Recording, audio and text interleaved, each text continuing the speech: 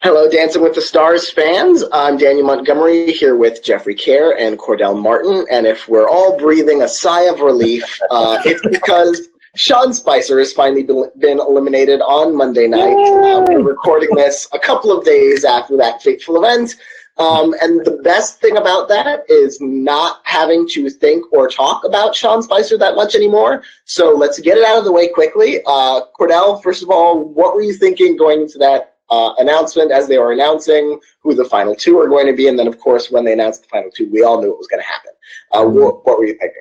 You would have thought I was one of the contestants on Dance with the Stars. Like, my heart was beating so fast. Like, I was starting to sweat bullets. I'm like, is this really going to happen? Or are they going to do another fake out and announce him, leaving Hannah and Lauren? But I felt that as the night went on, it was probably his time to go, just based on the scores. And with them adding an extra judge, I just didn't think he was going to be able to overcome that hurdle of not being the bottom two. So, it was a great effort on his part. I mean, the fact that he made it this long, kudos to his fans for keeping him in, but it was time for him to go. No, I'm not even going to give kudos to his fans, because his fans, honestly, it was just a campaign to troll Dancing with the Stars, so it's just I doubt they were even watching the show to begin with, so I don't give them kudos at all. They kind of hijacked the show for the entire show, except for 2 weeks, which we'll have back to just an actual competition. What were you thinking, Jeffrey? Well, I was becoming nervous as heck because I was really, I had no idea what was going to happen with him, given his how consistently lazy work he's been doing consistently. And when he was announcing bottom, I was like, maybe it's his time, and sure enough, it was. So, hey, I mean, especially, after all the complaints we've all had about him staying on the competition for some reason, whether it be the producers just doing it for viewership or his fans, really wanting him to stay in the competition or whatnot. But glad to see he's finally gone, and everyone else that remains is already a huge step up from Bobby Bones last year. Yeah, that's the other good thing, is that now we have a top five that not only doesn't include Sean Spicer, but it also, everyone in the top five is better than Bobby Bones was last season. So we're gonna have a winner that we can be at least reasonably happy with. But we've lost Jeffrey for a moment. We might get him back. But what was interesting about there you are again, Jeffrey.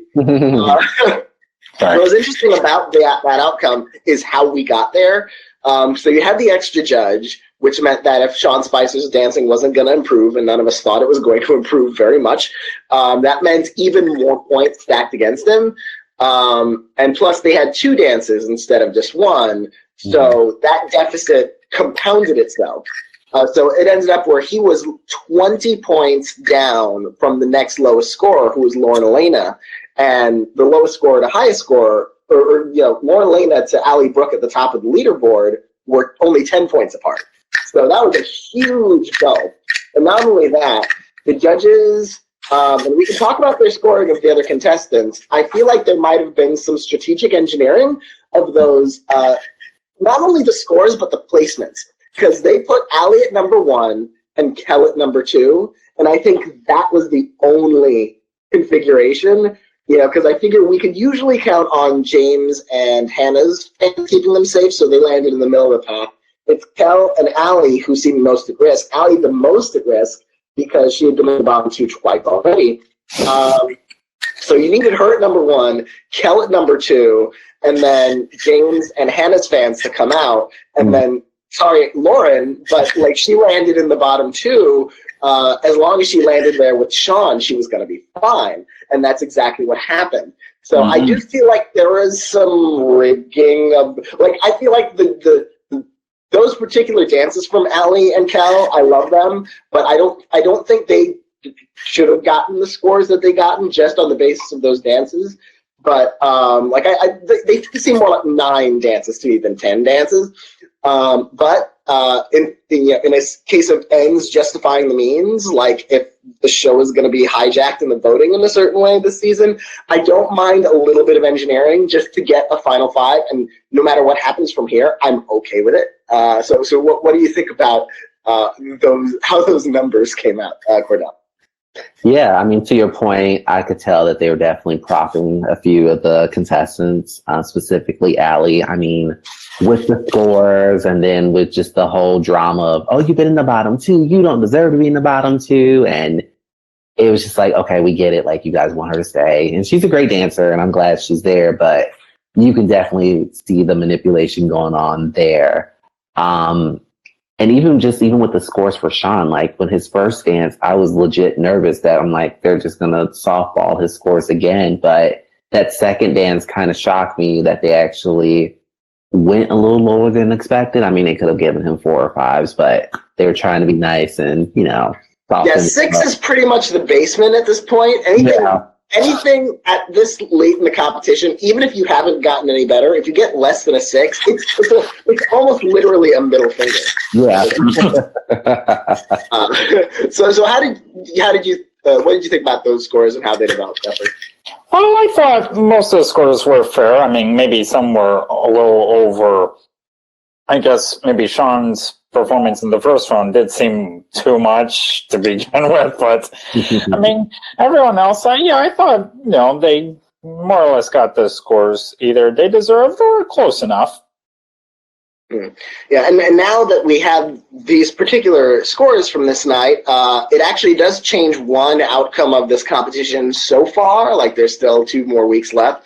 But Ally Brooke is now the highest scoring dancer of the season, based just on the core 3 judges' scores from throughout the season, and not counting those bonus points from the dance-offs. She now has 5. She's gotten 5 more judges' points than James Vanderbeek, who sort of landed in the middle. He had a couple of 9-ish dances this week, and her perfect 10s, perfect night, put her on top. What do you think about her being the best dancer of the season in terms of the scores so far, Cordell? I would say next to James, she's been the most consistent in terms of just being able to perform just a variety of different dance styles. In terms of the scoring, I think it just varies. I think early on, you can tell that they were a lot tougher on her because they felt because she comes from a pop background and entertainment background that she should be able to, deliver.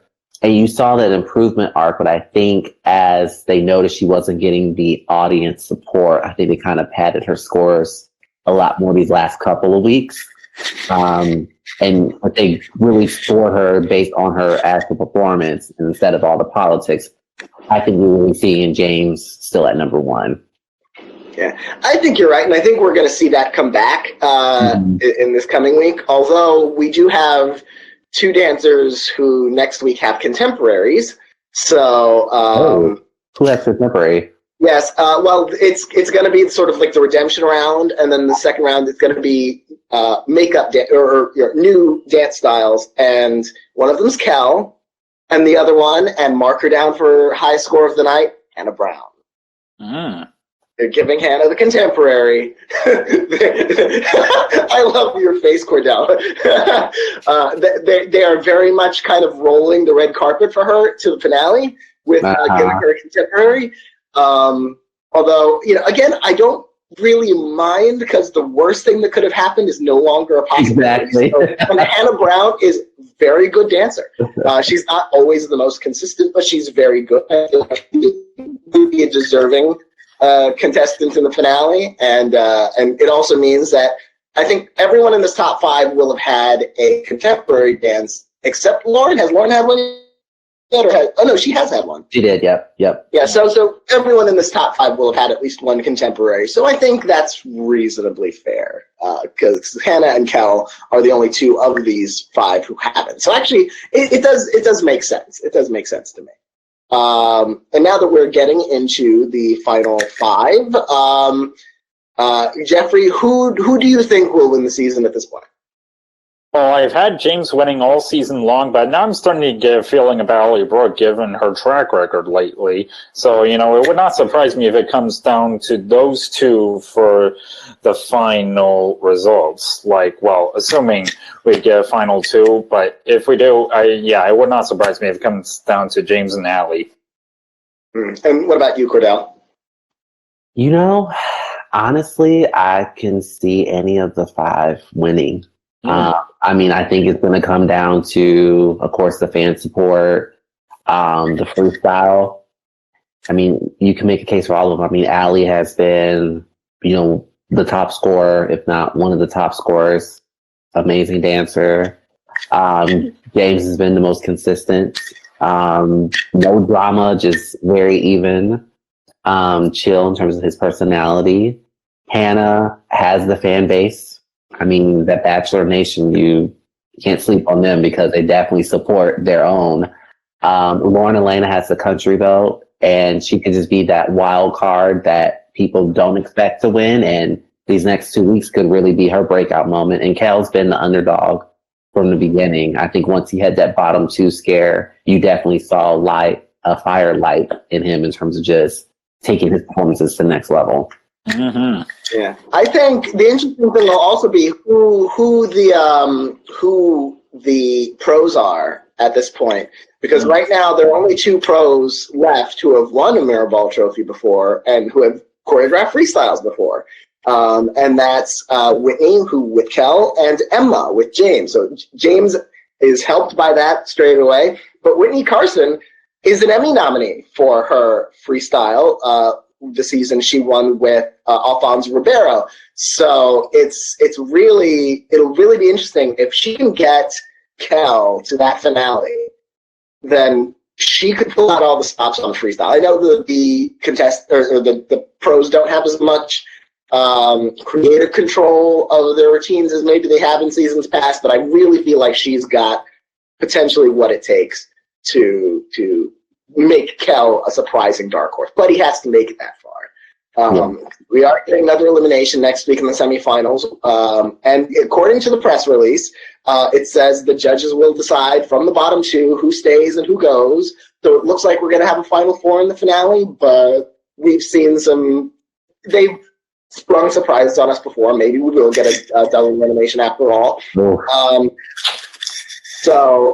If so, who do you think will be the bottom 2, Cordell, and who will the judges save? Because now it's actually difficult to figure this out. Yeah, it could be so many different possibilities. So the 2 that I think is the most risk of going home would be Kel or Lauren, just because the rest of the dancers that they would be up against if they were in the bottom 2 against like Hannah, James, or Ally, I see the judges saving. I think Ally's going to be in the finale, whether the fans vote her in or not. So I think she's a lock. James, it just depends on, he's in it too. He's in the finale as well. Hannah, it would depend if like her and Ally were in the bottom 2 or her and James, but I think those 3 are pretty safe to make into the finale. But I'm banking on, unfortunately, Kel or possibly Lauren to go. Yeah. What about you, Jeffrey? Well, yeah, this is a tricky one, and Cordell does make some good points regarding who's in jeopardy and who's safe. As of right now, man, I think I'm settling on, I do have Lauren and Kel in my which star will be eliminated or withdraw predictions right now. As for rounding out that category, I guess I kind of have Hannah Brown in 3rd place, kind of as a placeholder, but I guess, anything's possible. Mm-hmm. Yeah, it's going to be tricky. I feel like, given how Ally has struggled with sort of fan support in weeks past, she is very possibly going to land in the bottom 2 again. And the thing is, I can't imagine, I can't imagine James falling into the bottom 2, and I can't imagine Hannah falling into the bottom 2. And I think they'll save Ally against Kel or against Lauren. Mm-hmm. So it'll be a tougher call if it's Kel and Lauren in the bottom 2. I'm not exact. I think Kel has slightly higher scores on average, But they've been pretty evenly matched across the season. So it'll be tough to figure out who's going. I think I am leaning towards Kel to be eliminated. And if that's the case, then Emma being the only pro with finale experience, against Alan Burstyn and Sasha. Sasha made a finale. He's come close. I know he was fourth with Simone. Oh, was he partnered with Tanya Harding on Athletes? I forget, possibly. So maybe he has. Okay. Yeah, and Gleb was with. Didn't win, no. No. and Gleb made it to the final four one season with Jenna Kramer. But yeah, Emma's the only one we've seen go all the way. So to the mirror ball. So yeah, that's going to be really interesting to see. Who are you rooting for at this point? Like, who if you had to give the mirror ball to someone, it was just a unilateral vote, who would you give it to, Cordell? Ooh, I would give it to Kel. Mm. I think for him, he was just able to just improve week after week. He's definitely just had a great attitude. I felt that normally when contestants are in the bottom two, they kind of lose their way because they get in their head and they're just like, America doesn't like me, what's wrong with me? But he was able just to bounce back from that and not look back. And, Dance of Stars, yes, it's people want the best dancer to win, but also it's looking at those contestants that have shown improvement. And it's not like a Bobby Bones situation where it's just like, vote for me because I'm just doing a two-step. It's like, I put in the work and here's what I have to show for it. So I'm rooting for Kel personally. Yeah. How about you, Jeffrey? No, this is a tough one. I mean, I agree with the points Cordell made where, Kel really has been improving week after week and, he has that underdog status going for him. And, of course it'd be a nice narrative. Plus, 10-year-old me would obviously be thrilled with Kel winning, but, Yeah. and, I guess I'd also be rooting. I guess I'm also kind of rooting for James and Ally as well. But hey, if those two plus Kel are the final three, then hey, I'll be perfectly happy with that. Yeah, I'm gonna be a little bit boring. I think I really would give it to James, like my personal choice, because I think he's been the most consistent. I feel like he's been, even on nights when his scores have gone up and down, I feel like of all the people in this final five, I feel like he's been the most underscored at times, as opposed to occasionally being overscored. Like Hannah's been up and down, but I feel like the judges have been right on the mark more or less when she's had been at her best and when she's been not quite as good on certain nights. But James, there have been nights where it's just like, you thought that was a 9? That should have been a 10. Or you thought that was an 8? Where'd that 8 go? Like, I feel like James they've been kind of keeping him at like a mid-level relative to the rest of the competition. Sort of keep things competitive and sort of, I don't know, I guess he doesn't have as much of an arc. It's not so much he started weak and then he found his confidence. Like, no, he was pretty confident all along. He was pretty capable all along, and he's refined that and improved as he's gone along. But it's been sort of a slow and steady kind of like, yeah, he started good and he's getting better and he might be the best.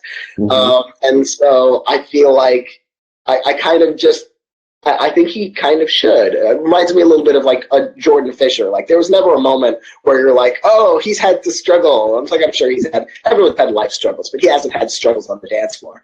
And he won the Mirror Ball Trophy, and he deserved to win the Mirror Ball Trophy. Yeah. I'm Team Vanderbeek. I do want Ally in the finale, not to rhyme deliberately. Although I feel like that's a great hashtag. Ally in the finale. Because I do feel like she has gotten shafted by the fan votes. Like there have been, like these last couple of weeks, I feel like the judges have been holding her up because the fan votes have been letting her down. But like I feel like she deserves to be there, and so I'm glad she's there, and I hope she sticks around until the finale. Yeah, but it's just such a relief knowing that any of these 5 will be just like it's been a year since Bobby Bones, and so like who, and then right before that was like that mini season with the athletes where Adam Rippon was a fantastic winner, but we hardly got to see anybody do anything in that season. So this will be the first real winner in a couple of years. Actually, Jordan Fisher is the last one. Who feels like a real Dancing with the Stars winner, and now we're gonna get another one, no matter which of these 5 wins. And how long has it been since females won Dance with Stars? Okay. Season 24. That was Rashad, right?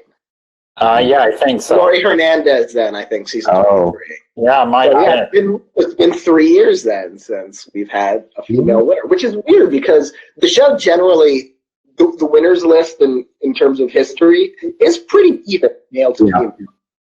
So the fact that we've had such a string of male winners is unusual.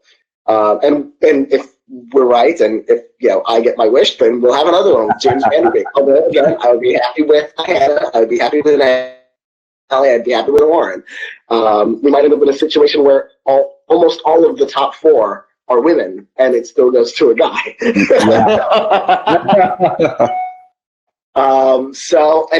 We'll be back to talk about that next week, and we will be in such higher spirits, talking about the differences between good dancers and better dancers, as opposed to the difference between good dancers and divorce stop.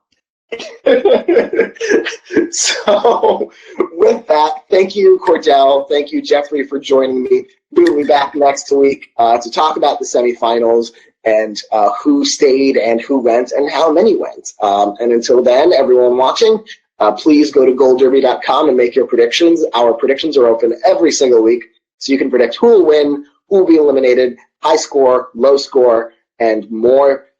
So make your predictions there, and we will see you then.